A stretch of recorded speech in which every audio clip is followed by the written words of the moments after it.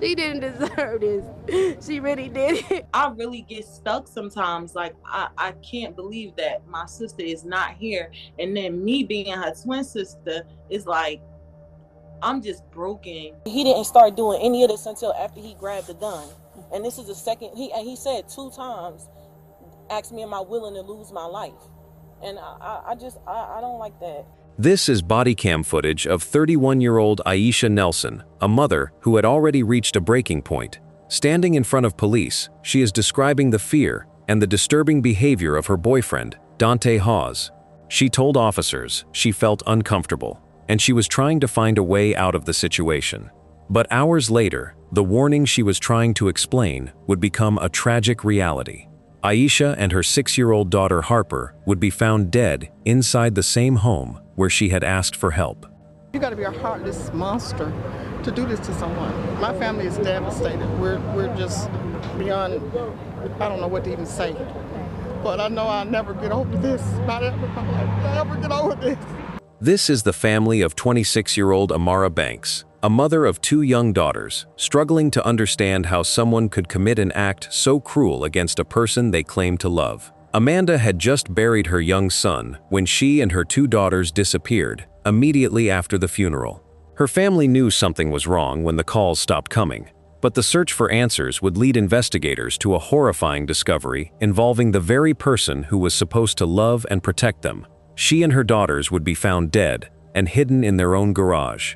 Their killer did not only murder them, he tried to erase their existence in an unspeakable way. And this is Carrie Harden, a mother of 2 who spent years standing beside a man her community knew as Pastor Ken. But behind the image of a loving husband and a man of faith was a nightmare no one saw coming. So how do 3 mothers in 3 different states find themselves facing the same terrifying reality, trusting someone who eventually becomes the greatest danger in their lives? Before their final moments, Carrie, Aisha, and Jerica each experienced signs that something was wrong. But those signs came before the world knew their names for the wrong reasons. And for Amara Banks, her story began in Milwaukee, Wisconsin, surrounded by the people who loved her most. Amara Jerica Banks was born on May 15, 1998.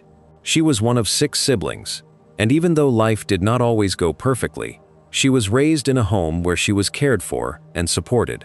At just 5 years old, Amara was adopted, but the family who took her in never made her feel like she was anything less than their own child. Those who knew Amara described her as quiet, kind, and someone who had a gentle personality. It was that same personality that would lead her into a relationship with a terrible human. One of the biggest parts of Amara's life was her passion for music. She had a natural talent for the arts, especially playing the violin. It was something that allowed her personality to shine, but her talents did not stop there. Amara was also an ambitious student. She attended Milwaukee Public Schools before graduating from a local art school, where she continued developing both her creativity and her education. But despite her love for the arts, Amara eventually found herself drawn towards something different, helping people. She chose a career in healthcare and became a certified nursing assistant. And for Amara, it was more than just a job. She genuinely cared about people. It was the kind of work that matched the person she was. But while Amara was building her career, she was also starting a family of her own.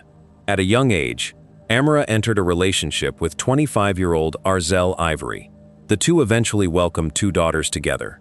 Their first daughter, Zanaya Ivory, was born, and later their second daughter, Amara Banks, joined the family. For a while, Amara and Arzel were focused on raising their children and creating a stable home. But over time, their relationship began to change. Eventually, they separated.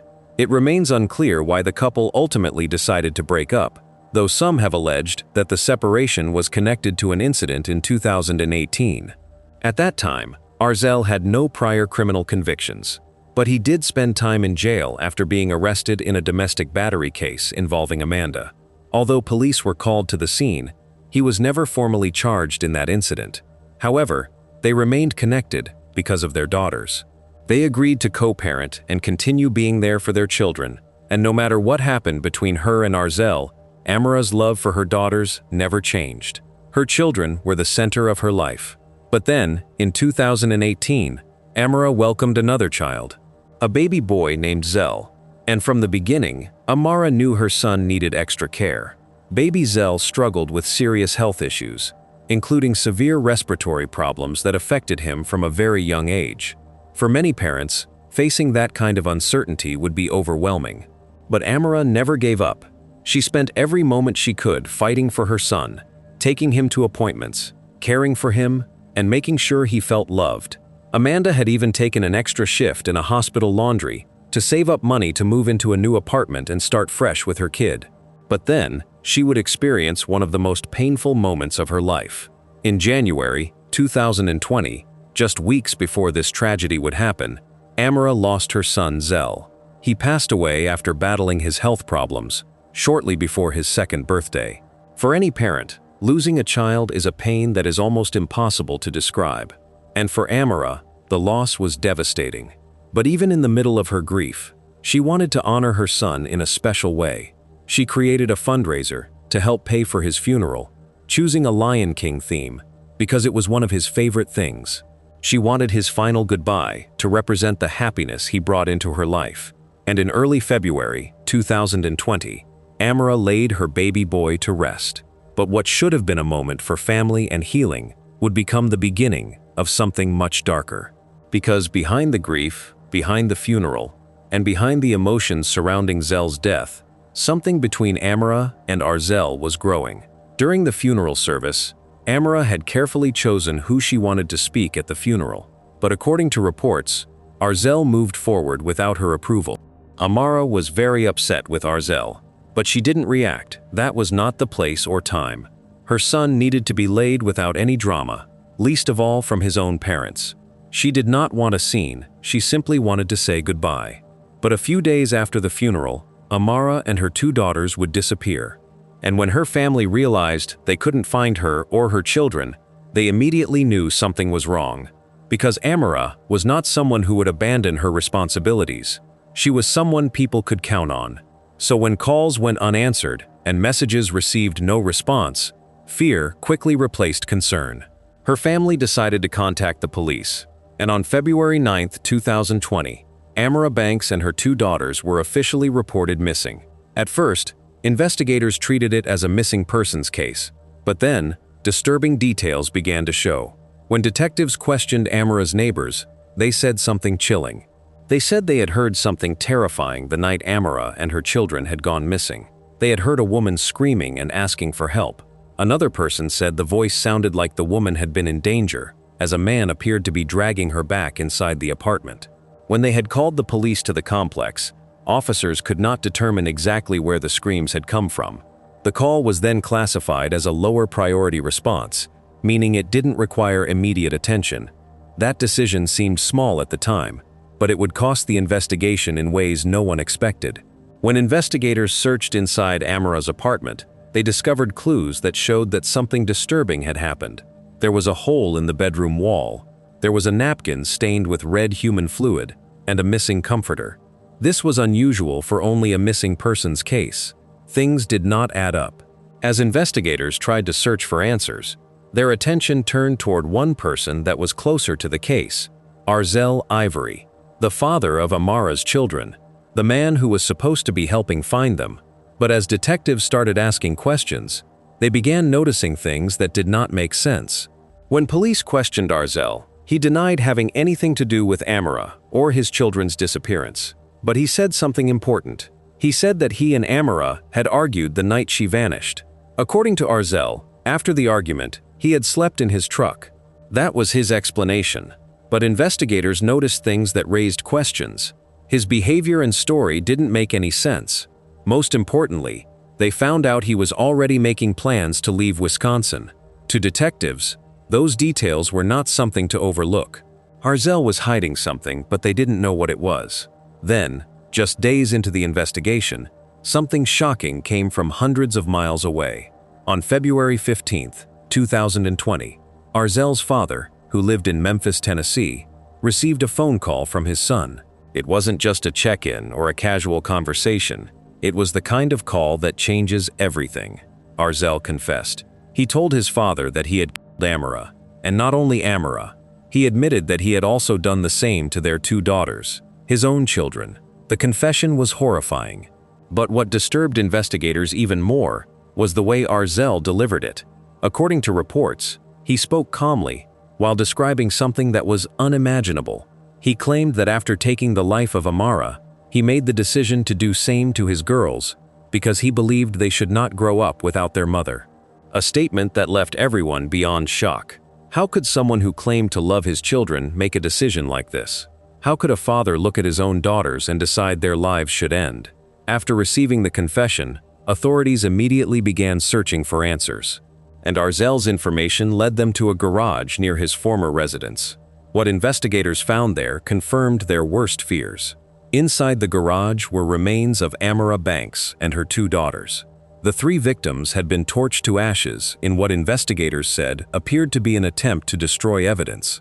Amara's family was devastated. Her aunt, Shiloh Loper, expressed exactly how she felt before. You got to be a heartless monster to do this to someone. My family is devastated. We're just beyond, I don't know what to even say. But despite Arzel's confession, what they discovered next would send shivers down their spine. Amara and her daughters had been choked before he had tried to turn them to ashes. 3 lives taken in an act of violence that no one could understand. And the person responsible was someone who had once been trusted by the family. Arzel Ivory was arrested and brought back to Wisconsin. He was charged with 3 counts of first-degree intentional homicide. When detectives questioned Arzel what his reasons were, he explained that he and Amara had been struggling after the death of their son, Zell. Arzel claimed that Amara blamed him for their son's death, and that their relationship had become filled with anger and conflict. During the interviews, he tried to explain what happened on the night it happened. He claimed that during an argument, Amara had grabbed a knife and cut his wrist. He said that moment caused him to lose control. According to his own account, he attacked Amara. He had grabbed her, slammed her head against the wall, and then held her neck until she passed out before ending her life. But then, instead of stopping, he made the decision to take his daughters as well. Arzel shared that he then transported their bodies to the garage and attempted to turn them to ashes, before eventually running to Memphis. But while Arzel gave his version of events, prosecutors saw something very different. They saw a man who had made choices, a man who had time to stop but instead decided to take 3 lives. A judge set Arzel's bond at $750,000. As the case moved forward, Arzel's defense team attempted to explain his actions through mental health struggles. They argued that he had a history of mental health issues, including schizophrenia and suicidal thoughts. But after evaluations, doctors determined there was not enough evidence to support an insanity defense. He was found mentally competent to stand trial. However, for Amara's family, the legal process could not erase the pain they were living with. They had already lost Zell only weeks earlier. Now they were forced to bury Amara and her 2 daughters. Amara's mother, Valeria Banks, struggled to understand how someone they once welcomed into their family could cause such devastation. The tragedy of Amara Banks and her daughters didn't just devastate a family, it exposed cracks in the criminal justice system and raised hard questions about how domestic violence is handled. One of the most troubling details was the way 911 calls from Amara's neighbor were classified. They were marked as Priority 2, which meant police response was delayed. That delay proved costly. Despite repeated calls for help, officers didn't arrive quickly, and the community was left outraged. Many felt the lack of urgency played a role in the horrific outcome. Neighbors who had also witnessed parts of the situation carried a heavy burden too. They regretted not doing more to stop the violence before it went too far. The case also showed failures in protecting children. When it was discovered that Amara's children were nowhere to be found, an Amber Alert was not issued right away. Her family had to push for media coverage and demand that the alert be activated, adding to their anguish during an already unbearable time. By April 2021, Arzel Ivory changed his plea to guilty on 3 counts of first-degree intentional homicide. The move spared him a trial, but it still carried the harshest penalty, life in prison without the possibility of parole. The plea deal itself became a point of controversy. His attorney argued that Arzel's mental health struggles and history of emotional trauma should be weighed in his favor, suggesting he might be eligible for release after serving 40 years. But this argument struck many as low, given the brutality of his crime. On July 16, 2021, Arzell Ivory was sentenced to life in prison without the possibility of supervised release. The judge shared that the nature of his crimes warranted such a sentence, and that society would be safer with Arzell locked up for the rest of his life. After the passing of Amanda and her children, her family, who were in grief, chose to honor her memory in a way that reflected her spirit of generosity. Amanda's car was donated to another woman in need. For Amanda's loved ones, the decision carried deep meaning. The car wasn't just transportation, it was a way for Amanda to get to work and keep her world moving. Passing it on ensured that another mother could continue her own fight to provide for her children. But while Jerica's family found a way to turn their grief into something life-giving, another family hundreds of miles away in Georgia would face a very different kind of loss. Carrie Harden, a devoted mother of 2 boys, never had the chance for her story to be honored in the same way. Her life would end in a gruesome way, and the horror of her case would only be compounded by the way her body was treated afterward. She would be torched to ashes and buried, as if erasing her existence could erase the crime itself. Carrie was born in 1984 and raised in St. Louis, Missouri. She was described as someone with a naturally caring personality, the kind of person who noticed when someone needed help. She was warm, compassionate, and most of all, she was deeply connected to her faith. For Carrie, religion was not just something she practiced on certain days. It shaped the way she viewed the world. It influenced how she treated people, how she loved her family, and how she approached the challenges life placed in front of her. It would be that same faith she used in choosing the same man who would be accused of doing something unspeakable to her. But we will get to that soon. Carrie's desire to help others eventually led her toward a career where caring for people became her everyday mission. Just like Jerica, Carrie became a registered nurse, a profession that matched the person she had always been. Someone who believed that caring for others was more than a responsibility, it was a calling. She worked as a nurse affiliated with Nurses EARN IT Medical Staffing Group. The job was not easy. She had long hours and constant pressure. But Carrie handled it the same way she handled everything else, with patience, with kindness, and with a level of dedication that made people around her respect her. But as Carrie spent her days taking care of strangers, she was also building a life of her own, a life centered around family, a life around faith, maybe even a man who at first appeared to share those same values. That man was Kenneth Harden Jr. Carrie and Kenneth's relationship began years before the tragedy that would eventually shock their community. The two had gotten married in May of 2011. From the outside, their marriage appeared to represent everything Carrie believed in: commitment, family, and most importantly, faith. Kenneth was known by many as Pastor Ken. He was not the type of pastor who only stood behind a church podium on Sundays to preach.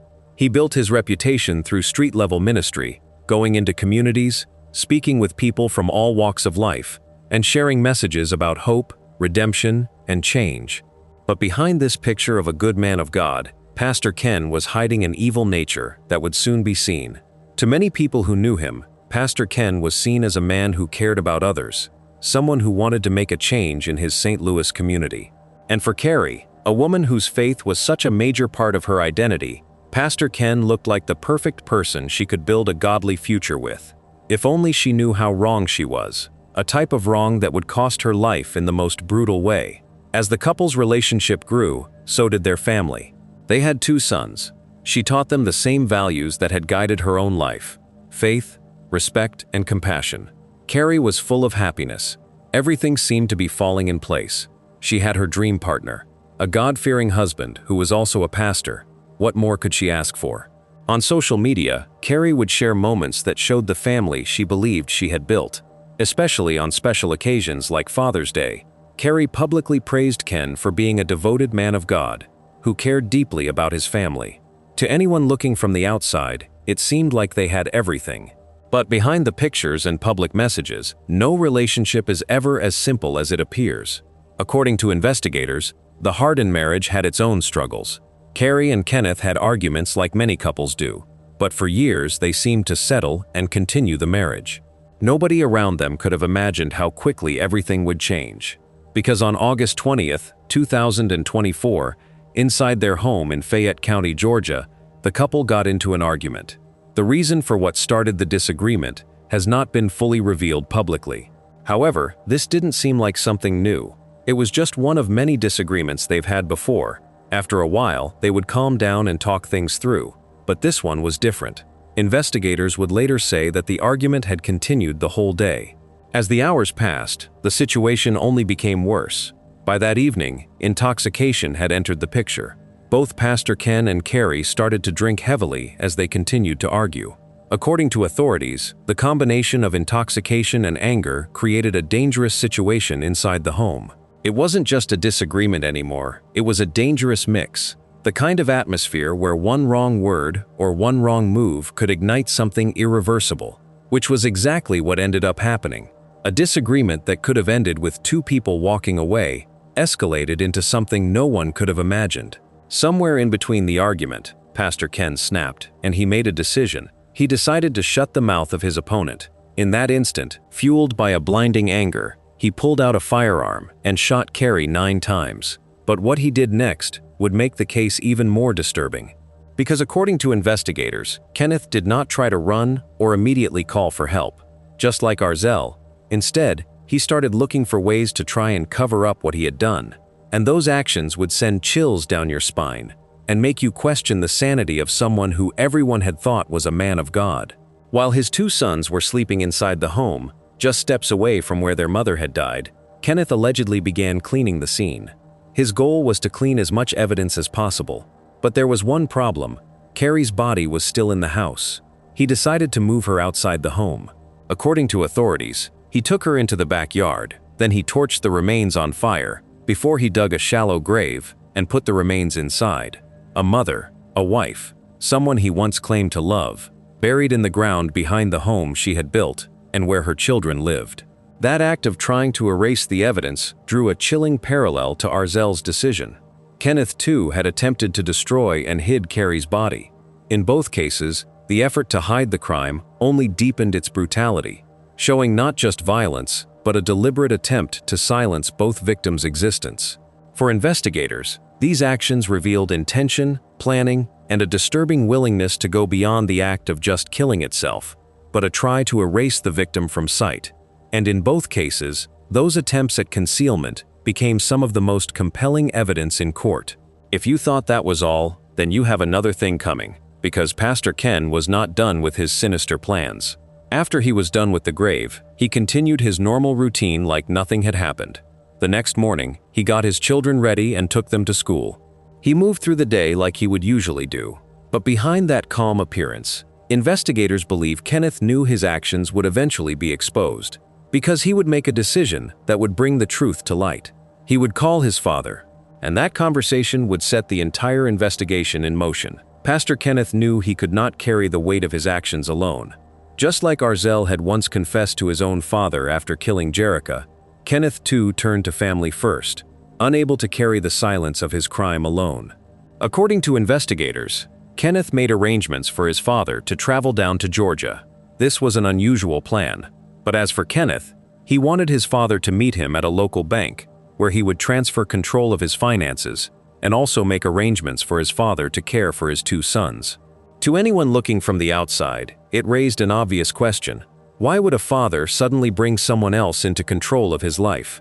Why would he make plans for his children and his money unless he believed something was about to happen? And when Kenneth's father arrived, he quickly noticed something was wrong. This was not a normal meeting. His son was acting differently. The situation did not make sense. So he asked the question any parent would ask. What is going on? And according to authorities, Kenneth finally told his father the truth, something that no father would want to hear from his son. He told his father that he had killed Carrie. Not only that, Kenneth claimed that it was self-defense. However, that statement would later become one of the many questions surrounding the case. Because while Kenneth had claimed he had acted in self-defense, investigators would point to everything that happened after. Why had Kenneth cleaned up the scene? Why didn't he call for help?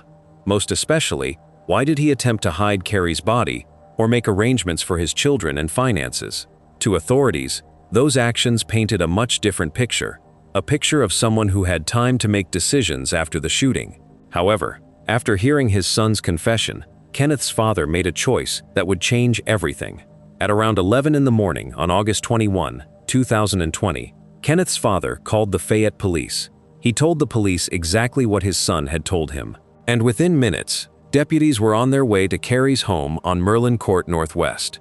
When they got to the home, they immediately saw signs that someone had tried to clean up the apartment to hide something. But investigators could clearly see that whoever had tried to erase the evidence had been in a rush. There were poorly cleaned bloodstains in different parts of the rug, bullet holes, and there were clear indications that someone had attempted to sanitize the area afterward. But the biggest discovery was still waiting outside, in the backyard. The cadaver dogs led detectives straight to the shallow grave in the backyard. And then they found what everyone feared. Inside were Carrie's remains. Authorities said the body had been partially torched and covered to hide what happened. But while detectives were working to find out what had happened in the home, they had a clue of people who could give them a head start. Carrie's children. They had been in the home and might likely have seen what happened. When they were asked about their mother, the children said they had not seen her that morning. The last time they remembered seeing her was the day before. That even made the tragedy even more heartbreaking.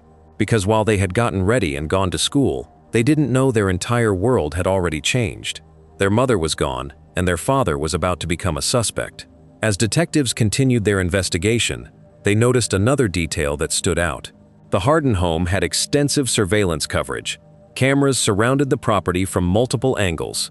Investigators believed Kenneth had access to those cameras and may have been monitoring what was happening around the house, because after he had confessed to his father, he left the home and did not return. To investigators, Kenneth was no longer simply someone they wanted to question. He was a man they needed to find, and quickly. They knew Kenneth had left the area, so they began working with agencies across state lines to locate him. Using license plate recognition technology, investigators tracked his car movements. They also received assistance from Louisiana State Police and the St. Tammany Parish Sheriff's Office. The search eventually led them to a motel in Covington, Louisiana, and within a short period of time, officers surrounded the location. But despite the seriousness of the situation, Kenneth did not fight. He surrendered peacefully. However, what investigators found when they arrested him only showed how cowardly he was. Kenneth was heavily armed. Authorities later said he had considered forcing a deadly confrontation with police so he would be taken down. But in the end, he gave himself up. The man who had once been known publicly as Pastor Ken was now in custody. He was transported to the St. Tammany Parish Correctional Center, while arrangements were made to return him to Georgia. How did a marriage that appeared built on faith and family end with a mother losing her life and two children losing both parents in the same devastating moment?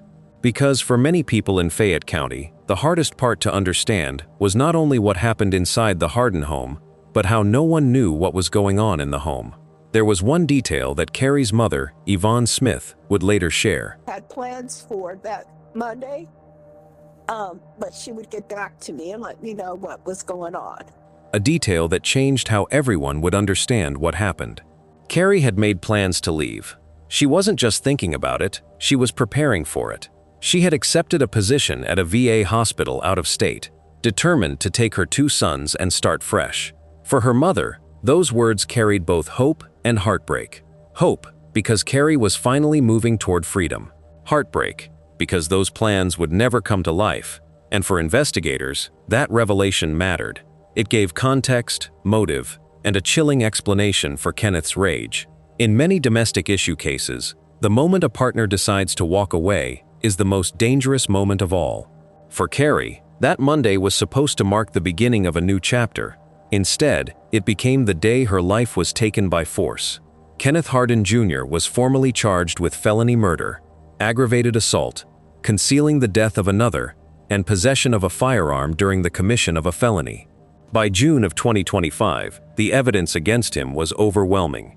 Investigators had the confession, the forensic proof, and the chilling details of what he had done to Carrie. With nowhere to get himself out of the situation, Kenneth entered a guilty plea to felony murder, concealing a death, and firearm possession. Which means he chose not to go through a full trial where a jury would decide his guilt or innocence. Instead, he admitted guilt to certain charges in exchange for a negotiated outcome. But what stunned the courtroom wasn't the plea itself, it was what Kenneth asked for next. He requested mercy. After shooting his wife 9 times, after trying to erase her existence, he stood before the judge and asked for compassion. The judge's response cut through the silence. "The mercy you are asking for is the mercy you should have shown your wife." With that, Kenneth Harden Jr. was sentenced to life in prison without parole for felony murder, plus additional years for concealment and firearm charges, to run consecutively. His fate was sealed, and the courtroom made clear that the mercy Carrie never received would not be extended to him. It was here that the case drew an unsettling parallel to the case of Amara Banks. Arzel too had entered a guilty plea, and in his hearing, he asked the court for mercy. But just as in Arzel's case, the request was rejected outright. Both men sought compassion after committing acts of devastating violence, and both were denied. Amara and Carrie's story leaves behind a question that is difficult to ignore. How does a place built on love, faith, and family become the scene of unimaginable violence? But sadly, their story is not the first time a mother has faced danger from the same person who promised to protect them. Years earlier in Dayton, Ohio, Aisha Nelson was fighting a battle of her own, one where she had already begun warning others that she was afraid. Aisha was a 31-year-old mother who loved her 6-year-old daughter, Harper, more than anything in the world. Like Amara and Carrie, she was someone who cared for others, someone who built her life around family and helping the people around her. But behind closed doors, Aisha was facing a dangerous reality with a man who had already shown signs of violence. She tried to get help. She told police she was afraid. She explained that she felt trapped, financially drained, and unable to simply walk away. But hours after officers left her home, Aisha and her little girl would be found dead, victims of the very person who had threatened their lives. Aisha Nelson was born on March 12, 1991, in Newark, New Jersey. While much of her early childhood and family life remained private, those who knew her described her as someone with a bright personality and a caring heart. Aisha had a twin sister named Tangia Nelson, and the two shared a bond that went far beyond simply being siblings. To her family, Aisha was not just a daughter or a sister. She was someone whose presence brought happiness and energy wherever she went. After graduating from Central High School in 2009, Aisha made a decision that would shape the next chapter of her life. Just like Carrie, Aisha decided to join the military. She joined the United States Navy. For Aisha, the military represented opportunity, independence, and a chance to build a future. But it was also during this time that she would meet someone who would eventually become connected to the darkest chapter of her life. His name was Waverly Hawes, also known as Dante. At the time, Aisha saw something in him that made her believe they could build a life together. But looking back, there were signs that would later become impossible for Aisha to ignore. 32-year-old Dante did not have the same stability that Aisha was working toward or wanted. He did not have a job. He relied heavily on what he gets from his family, including living in a home owned by his father. His father was believed to own multiple properties in the same neighborhood, and Dante was living in one of the properties. His father also helped support him, including helping care for Dante's daughter from a previous relationship. But the most concerning detail was something Aisha already knew. Dante had a history of domestic issues.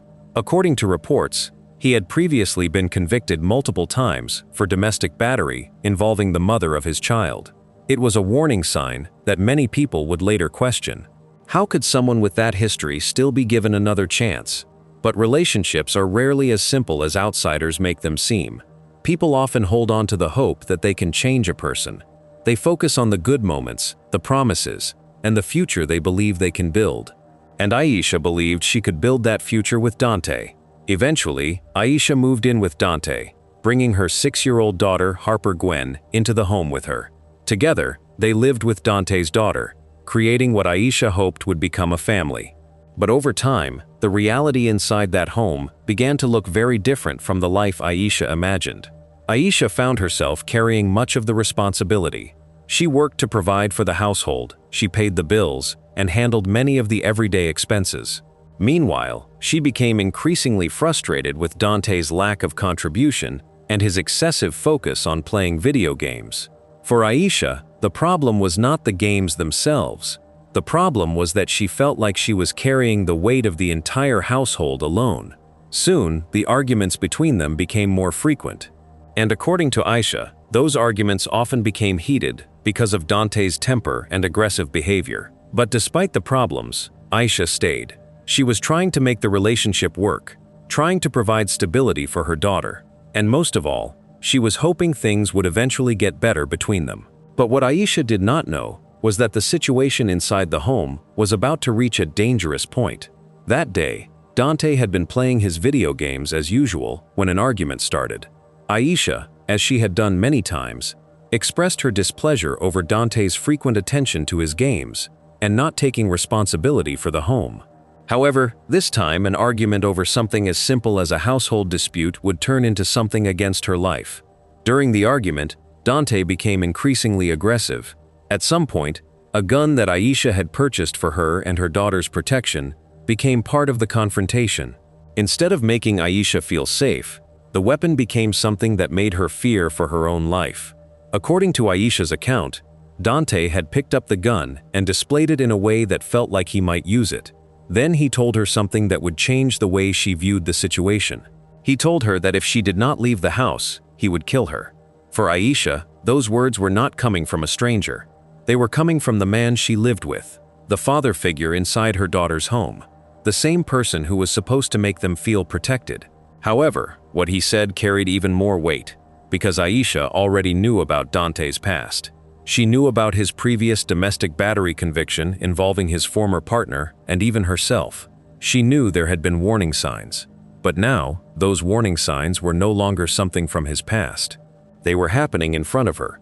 The situation inside the home had reached a point where Aisha no longer felt like she was dealing with a normal relationship problem. Fearing that the situation could become worse, Aisha made a decision. She reached out for help. She called Dayton Police Dispatch. But what makes this moment especially heartbreaking is that Aisha was not calling because she wanted revenge.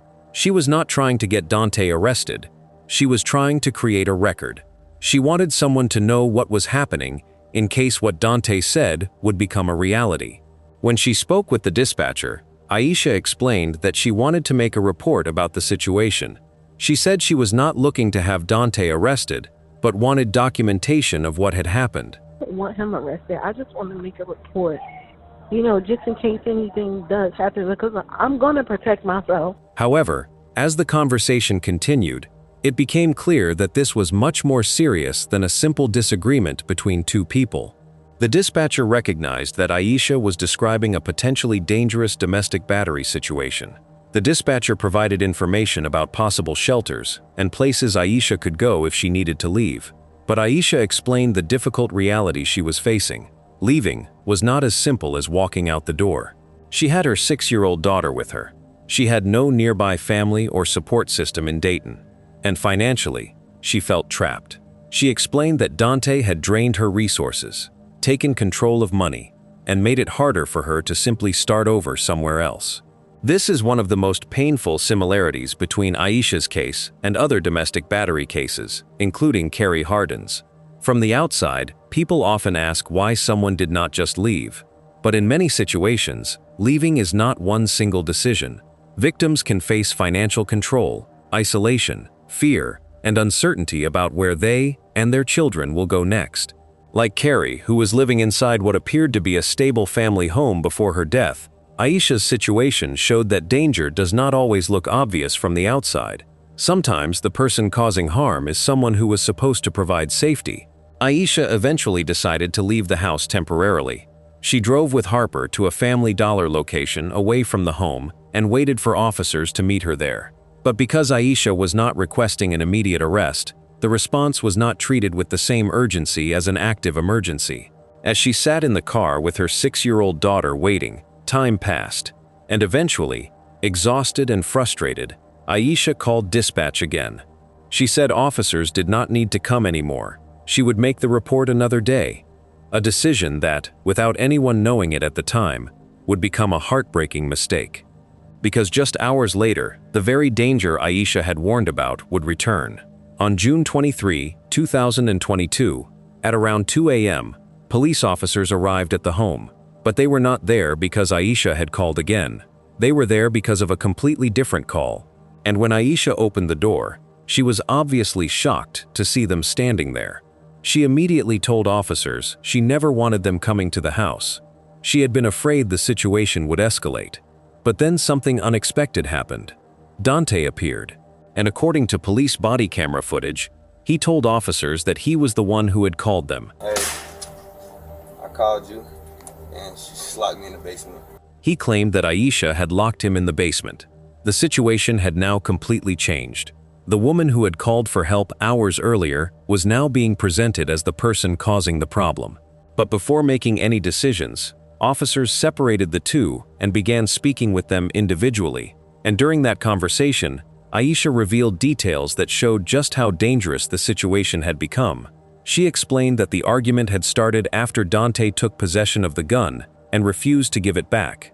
According to Aisha, she had asked him several times to put the weapon down, but instead, the situation continued to escalate. Grabbed the gun. So he was like, "I'm gonna get out of my house."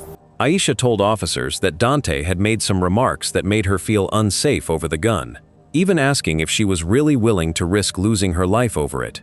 Those words stayed with her, because at that moment, Aisha was not just dealing with an argument. She believed she was dealing with someone who was willing to hurt her.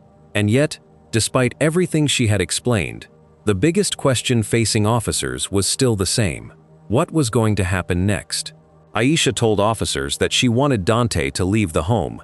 From her perspective, she was the one paying the rent, supporting the household, and caring for the family. She did not understand why she was the person being told to leave. But officers saw the situation differently. They believed the safest option was for Aisha and Harper to remove themselves from the home. One officer questioned why Aisha would remain in a place where she felt threatened, but Aisha tried to explain the reality of what she was facing. You legitimately don't feel like this is a good living situation for you, then, like, for me, if I was in a situation that wasn't good for me, I would want to get out. She did not have somewhere else to go. She did not have family nearby. She had only moved there because of Dante. Now the same man is throwing her out.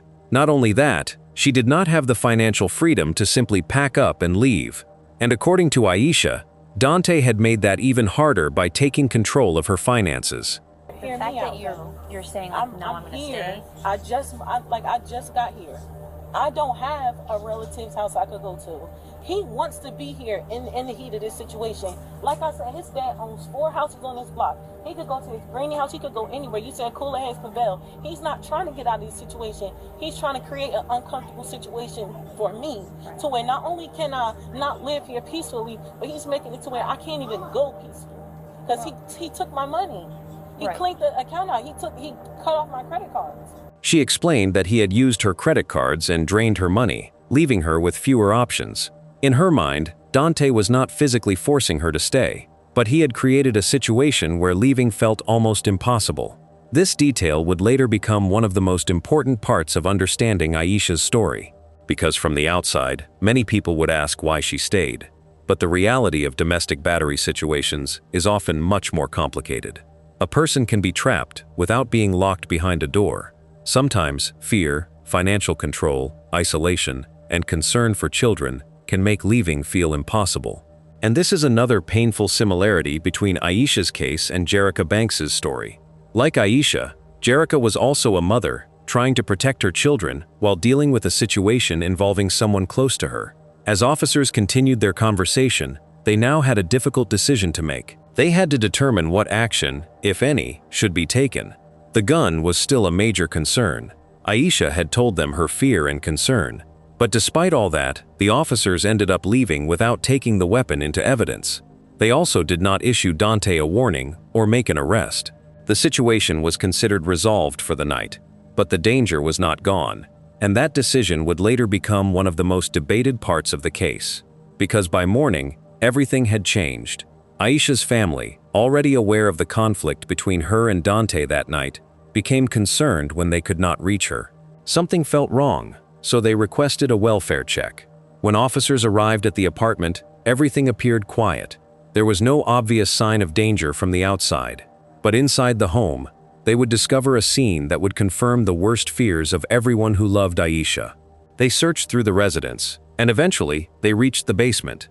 That was where they found Aisha Nelson and her 6-year-old daughter, Harper Gwen. Both were dead. The mother who had reached out for help. The little girl who had been caught in a situation she never should have experienced. Their lives had been taken inside the very home where Aisha had tried to find stability and protection. As for Dante, he was nowhere to be found, and immediately, investigators began focusing their attention on him. The man Aisha had warned police about hours earlier. Aisha had tried to tell someone. She had asked for help. She had explained that she was afraid. And now, investigators had to find the man accused of taking their lives. The search would soon move beyond Dayton. Authorities knew he was on the run, and they believed he was armed. As officers searched for him, Aisha's family was left trying to process an unimaginable loss. Her mother, Kee Nelson, and her twin sister, Tangia Nelson, were devastated. They had lost not only Aisha, but Harper too. For Tangia, the loss was especially painful. She had spent her entire life connected to Aisha. They were twins. And now, one half of that bond is gone. I really get stuck sometimes. Like, I can't believe that my sister is not here. And then me being her twin sister is like, I'm just broken. But while Aisha's family mourned, investigators also continued their search for Dante. They expanded their efforts outside of Ohio, knowing he could have traveled far from the scene. Eventually, authorities located him in Alabama. They found him inside a vehicle, and officers approached carefully because they believed he was armed. They called out to him from a distance, ordering him to exit the vehicle. But as officers moved closer, they noticed something was wrong. One officer looked inside the vehicle and saw that Dante was not moving. When they reached him, they discovered that he had ended it all. The man accused of killing Aisha and Harper would never face a courtroom. There would be no trial, no sentencing, no opportunity for a jury to hear the full story. For Aisha's family, there was no traditional form of justice. Her family believed officers failed to fully recognize the danger Aisha was facing. They argued that she clearly communicated that she was afraid and that the situation involved a weapon against her life. To them, the tragedy was not only about what Dante did, it was also about what they believed could have been prevented. The family eventually took legal actions against the Dayton Police Department, arguing that the officers' response contributed to the outcome. Their lawsuit claimed that police failed to properly respond to Aisha's warnings and did not take enough action to protect her and Harper.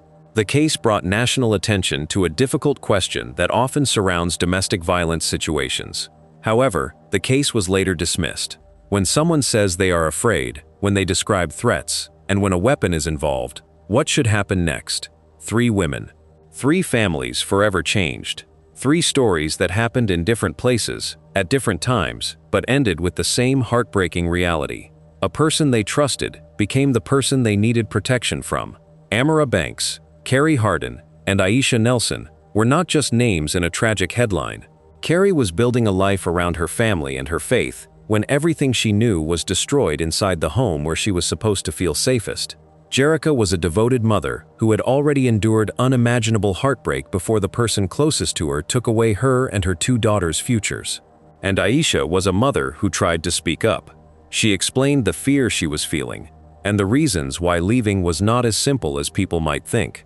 But before the help she searched for could truly change the outcome, she and her 6-year-old daughter Harper were gone.